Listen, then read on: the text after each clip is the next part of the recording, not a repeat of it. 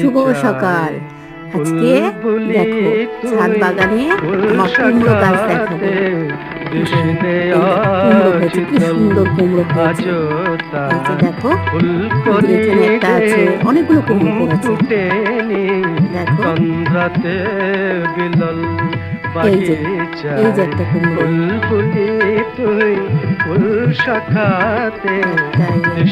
আরো আছে। এত সুন্দর সুন্দর কুমড়ো যদি ছাদ বাগানে পাওয়া যায় কত ভালো লাগে না।